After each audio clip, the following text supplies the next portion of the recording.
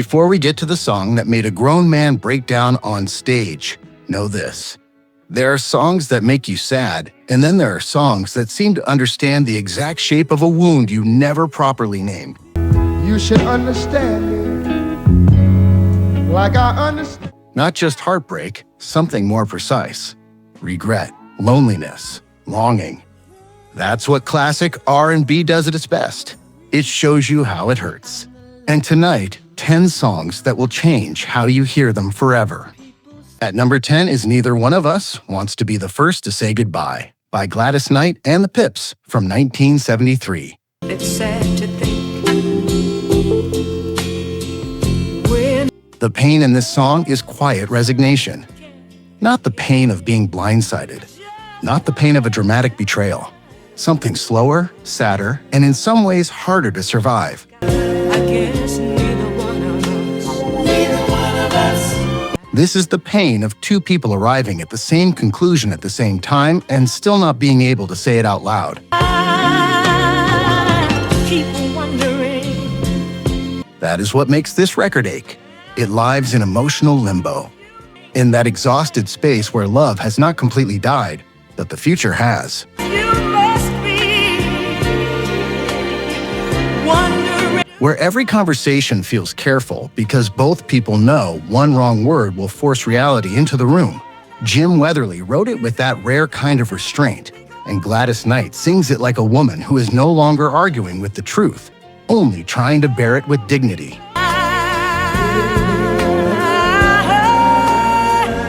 Listen to how little she pushes. That matters. She does not sound furious. She does not sound vindictive. She sounds tired in the most adult sense of the word, like somebody who understands that some endings do not come with slammed doors.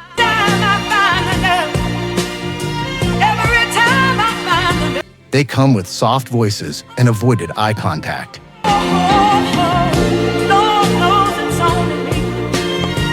And the harmonies behind her deepen that feeling. The Pips do not sound like backup here. They sound like witnesses to something already fading. The whole record carries the grief of watching a relationship remain standing after its spirit has already left. If you have ever stayed in something after both of you knew it was over, not because you were happy, but because naming the end felt more painful than living inside the silence, then you know this kind of heartbreak. It is not explosive. It is terminal.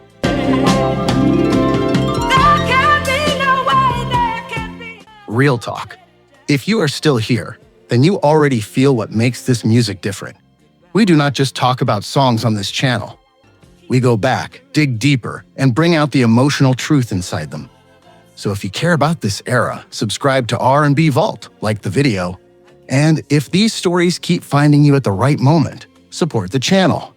That is how we keep doing this properly. Okay, let's get back to the video. At number 9 is I'd Rather Go Blind by Etta James, recorded in 1967. Something told me The pain in this song is denial born from overwhelming attachment, not simple sadness, not ordinary loss. This is the kind of pain that becomes irrational because love has already taken over the part of you that is supposed to protect you.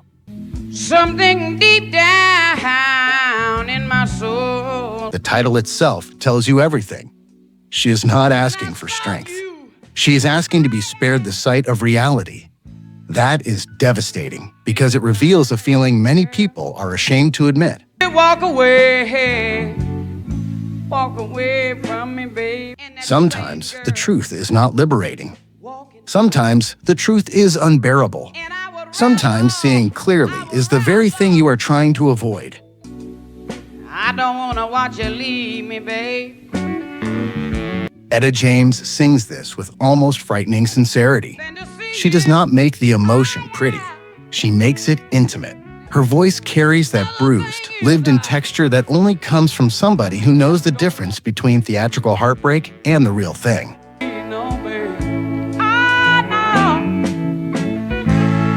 When she delivers the central line, it does not sound like poetry. It sounds like a private thought that should have stayed inside somebody's chest.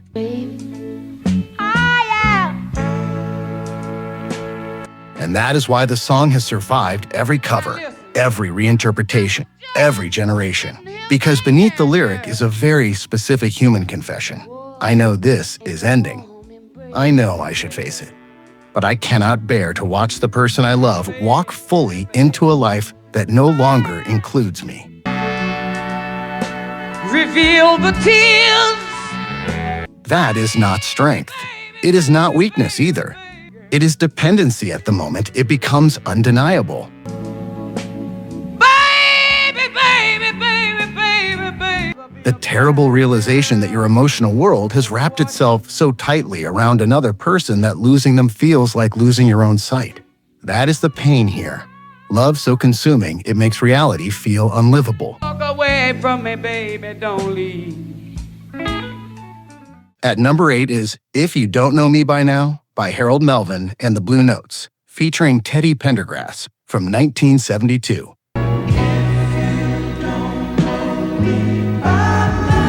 The pain in this song is emotional exhaustion, not from lack of love. That is what makes it so painful. This is not a song about indifference. It is a song about reaching the point where you have explained yourself too many times, tried too many times, hoped too many times, and now you are standing in front of someone you love asking the most crushing question of all. Like I understand you. After all this time, why am I still misunderstood by you? That is a uniquely adult sorrow. Because the relationship is not ending over one betrayal or one disaster. It is being worn down by repetition. Oh, don't get so excited. By the fatigue of feeling unseen by somebody who has had every opportunity to know you deeply and still somehow cannot reach the center of you. Wanna act like children. When we argue, fuss and fight. Teddy Pendergrass gives the song its ache because he does not sing it like accusation alone. He sings it like depletion, like a man too tired to keep translating his own feelings into simpler language. No, you won't. The greatness of his vocal is that it carries both frustration and hurt at once. He sounds wounded, but he also sounds done. And that is what emotional exhaustion sounds like. Woman, you got yours too. Not rage, not weeping. Just the heavy realization that love is no longer enough to bridge the distance between two people. Like I trust in you. As long as we. The arrangement understands this too. The strings and harmonies do not make the record grand. They make it weary. They give the pain somewhere to sit. When we can't see eye to eye. Oh. Even the group dynamic behind the scenes adds an unintended layer, because history would later prove that complicated relationships, unresolved tension, and imbalance were already part of the world around the record. So when this song lands, it lands in a very specific place. The place inside you that remembers what it feels like to be tired of trying to be understood by the one person who should not need so much explanation. If you don't know me by now. At number 7 is The Tracks of My Tears by Smokey Robinson and the Miracles from 1965. The pain in this song is hidden grief. This is not the grief that announces itself. It is the grief that gets dressed, shows up, smiles on cue, says the right thing, and then falls apart in private. That is why this record cuts so deeply. It understands emotional performance. It understands the burden of appearing fine.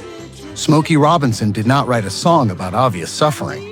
He wrote a song about the cost of composure, about the people whose sadness goes unnoticed precisely because they have become too skilled at carrying it beautifully.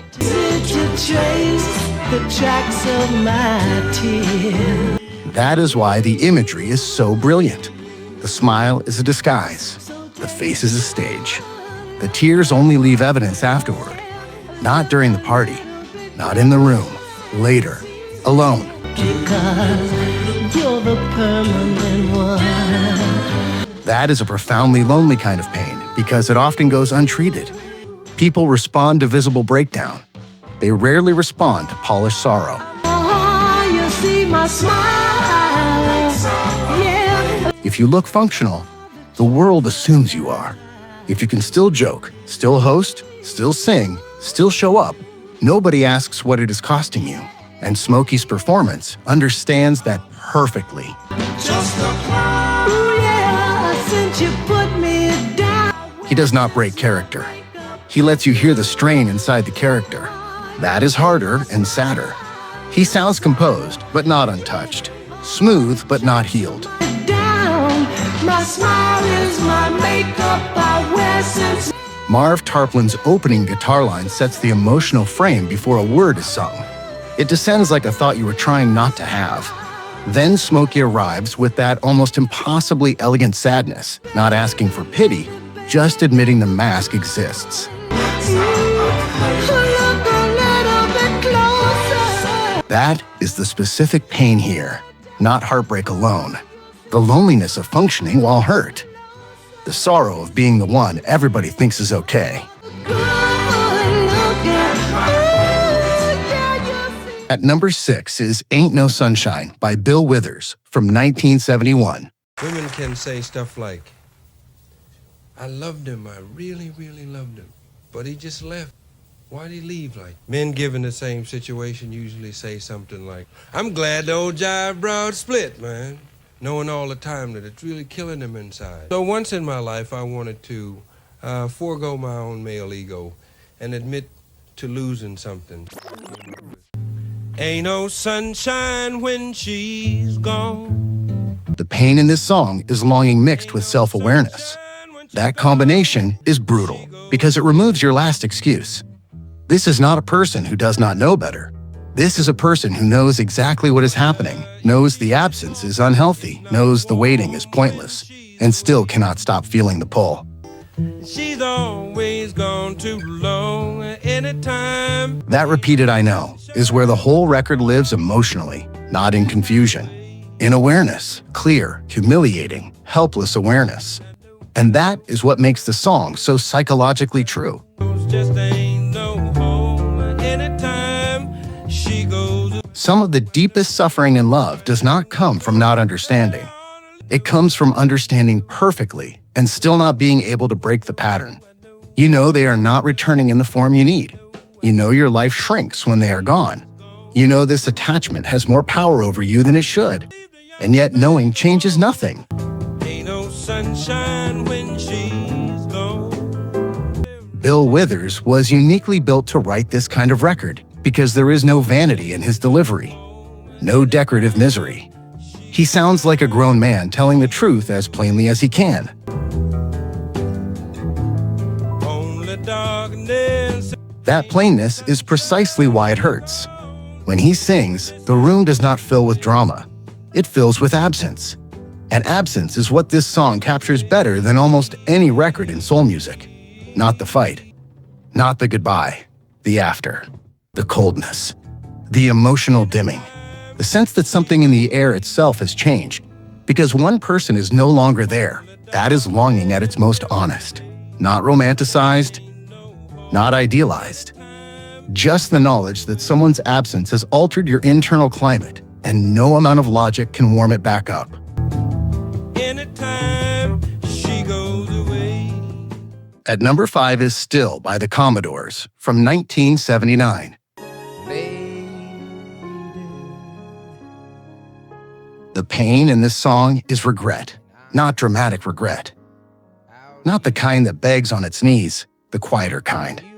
The kind that looks back and realizes too late what mattered, too late what was lost, too late what should have been held more carefully. If you need me. That is why Still is so effective. It sounds like reflection after the emotional dust has settled.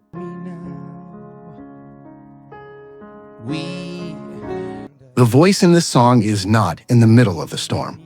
It is standing in the aftermath, looking at what remains, and realizing how much of love becomes visible only after it is gone. Coming from the Commodores, that pain lands even harder. This was a group associated with groove, confidence, movement, joy. Then suddenly, they deliver one of the most restrained and delicate records of their career, and the contrast reveals something important. The pain regret does not always scream. Often it lowers its voice. Lionel Richie understood that here. The song is almost fragile in the way it unfolds. It does not rush to make its point. It lingers, which is exactly what regret does. It revisits. It replays. It sits with what could have been done differently and offers no chance to redo it.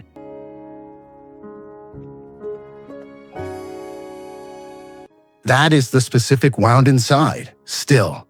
The ache of realizing the heart understands value best in hindsight. The pain of knowing something meant everything after the moment to protect it is already past. At number 4 is I Wish It Would Rain by The Temptations from 1968. Sunshine, blue skies, please go. The pain in this song is humiliation tied to betrayal. And that is a very particular kind of pain, because betrayal hurts twice. First in the loss itself, and then in the exposure. In the knowledge that your private wound now has a public dimension. So day after day, I stay locked up in my room. Other people can see that something has happened to you. Other people may know. Other people may watch you trying to maintain dignity while your insides are coming apart. That is why the central image in this song is so devastating. But everyone knows that a man ain't supposed. He does not ask for revenge. He does not even ask for healing. He asks for rain, so the world will not be able to distinguish this guy from his tears. He wants cover. He wants concealment. He wants to break down without being witnessed. That is shame talking. Deep shame.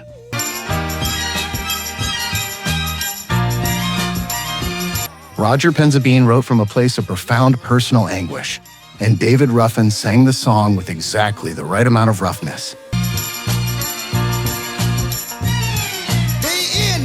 Ruffin sounds like a man trying to keep his voice from splitting open, which is perfect, because betrayal often leaves people trying to preserve dignity with hands that are already shaking.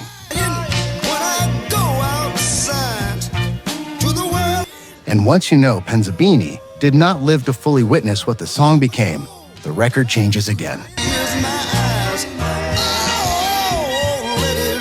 It stops being just a heartbreak classic and becomes something more tragic. A document of suffering made by someone who could not outlast the storm that produced it. So this is not only a song about being hurt, it is a song about the humiliation of being hurt visibly, about wanting the world to look away while you try to survive what somebody else has done to your sense of self. At number 3 is Distant Lover by Marvin Gaye, especially the live 1974 version.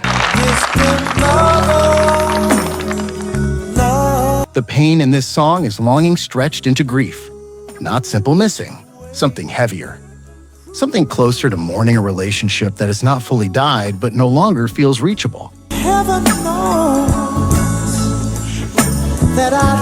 That is what Marvin Gaye turns this performance into. He is not singing about miles in the literal sense. He is singing about emotional distance, the kind that becomes unbearable because the person is not entirely gone, which means hope never fully dies either. And that can be crueler than a clean ending. The live version matters because it sounds less like performance and more like exposure. Marvin lets notes hang beyond neat structure, and in those extensions you hear a man refusing to let go of the moment because letting the moment end would mean accepting what has already been lost. That is where the grief enters, in the refusal, in the reaching. Longing becomes grief when you begin to understand that what you are calling distance may actually be disappearance in slow motion. That is why the audience responds so intensely. They are not just hearing a gifted singer. They are hearing recognition. They are hearing a man articulate the agony of being emotionally cut off from someone who still exists in your life enough to haunt you, but not enough to hold you. There are people who know exactly what that feels like. To be attached to someone you can no longer reach. To keep singing toward them anyway. That is what Marvin gives voice to hear. Longing that has lived long enough to become mourning. At number 2 is A House Is Not a Home by Luther Vandross from 1981. A chair, crystal chair. The pain in this song is loneliness, but not loneliness in the simple sense of being by yourself. Something more devastating than that. The loneliness of presence without connection, of having the structure of life still intact while the meaning inside it has gone missing. Luther Vandross understood the distinction with unusual depth. A person can be surrounded by furniture, memories, routine, people, success, even admiration, and still feel an absence so specific that none of those things can reach it. That is the loneliness in this record. The loneliness of emotional vacancy. That is why his version is so overpowering. He does not just sing about missing someone. He sings about the way one person's absence can alter the entire emotional architecture of a space. The room is the same. The walls are the same. But the life inside it has changed texture, and that is one of the hardest human experiences to explain.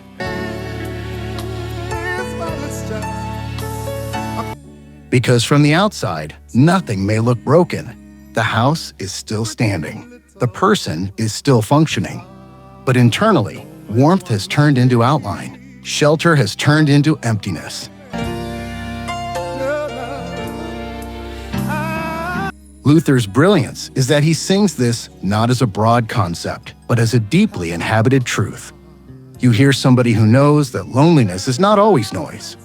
Sometimes it is just the unbearable normalcy of a room after the one person who made it feel alive is no longer there. That is not dramatic pain. That is intimate devastation. So in love with me. And at number 1 is Here, My Dear by Marvin Gaye from 1978. Way that was, baby. You don't have The pain in this work is grief tangled with regret, bitterness, tenderness, and unresolved love, which is exactly why it is number 1, because real heartbreak is rarely one clean emotion. It is contradiction. It is loving and resenting at once, missing and blaming at once, wanting freedom and still mourning what freedom cost you. That is what makes Here, My Dear, so crushing. There were those other moments too. The time. Not just the facts around it, though those are staggering enough. A divorce settlement, financial obligation, an album born out of personal fallout. What makes it truly devastating is that Marvin Gaye did not flatten the experience into one feeling. He left it messy, human, incomplete. That is emotionally honest in a way most artists never dare to be. Peace come into your life. You can hear the regret in the looking back, the bitterness in the details, the tenderness in the moments where affection survives the wreckage, the grief in the realization that even failed love was still real love. My dear, here it is. The unresolved nature of it all and the way the album never fully settles into one moral position. It cannot, because heartbreak rarely does. And maybe that is the deepest pain of all, not betrayal, This is what you not loneliness, not even longing. It is the inability to simplify what happened to you. The realization that someone hurt you, you hurt them, love was real, damage was real, and now you must live with all of it at once. Marvin had to turn that emotional complexity into art, then watch it become part of a settlement, part of a transaction, part of the material consequences of a broken marriage. There is something almost unbearably tragic about that. He did not just write from pain. He had to package pain without resolving it. Here it is. So if this took you somewhere tonight, like the video, subscribe to R&B Vault, and click the next one on screen, because the deeper you go into this music, the more precisely it understands you. I'll see you there.